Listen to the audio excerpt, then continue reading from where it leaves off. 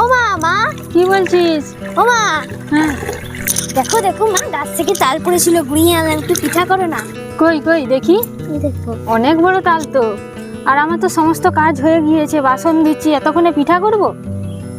এই যে করো না, করো না, কি পিঠে করো না। পিঠে করবো? এটা বোন কত বদমাশি করছে দেখ, আর আমার বাসনও হয়ে গেছে। আচ্ছা তোরা বলছিস যখন করে দেবো, চল। নারকেলের পুর আছে বাড়িতে কতটা, সেই পুর দিয়ে আমি পাটিসাপটা করব, আর তার সাথে সাথে সরু চাকলিও করে দেবো এই তালটা দিয়ে। চল, আপনারা পুরো ভিডিওটি দেখতে থাকুন। এবারে আমি তালটা ছাড়িয়ে গেটারে গেট করে মাড়িটা বের করিয়ে নেব।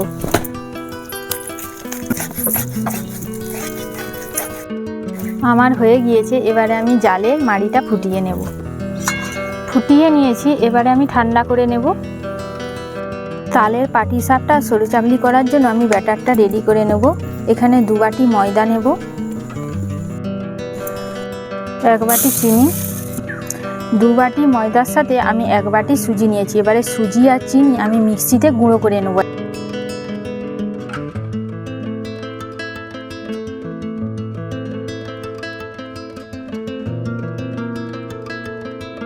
ময়দার সাথে সুজি আর চিনি গুঁড়ো করা দিয়ে দেওয়ার পর তালের মাড়ি আমি 2 বাটি মিশিয়ে দিয়ে ব্যাটারটা ঠিক এরকমভাবে করে নিয়েছি। এবারে স্বাদ মতো অল্প পরিমাণে লবণ দিয়ে দেব। তেল এভাবে আমি একটু ব্রাশ করে দেবো কড়াতে। এবারে আমি ব্যাটারটা দিয়ে দেব। দেওয়ার পর এভাবে আস্তে আস্তে করে মিলিয়ে দেব। আমি উল্টিয়ে নেব।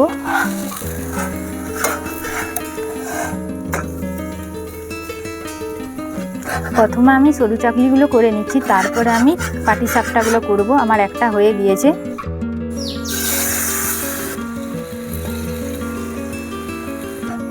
আমার সমস্ত সরু চাকলিগুলো হয়ে গিয়েছে, এবারে পাটিসাপটাগুলো করে নেব।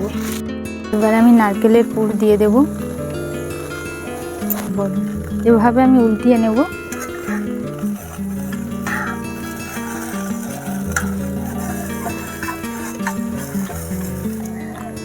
একটা পাটিসাপটা আমার হয়ে গেল।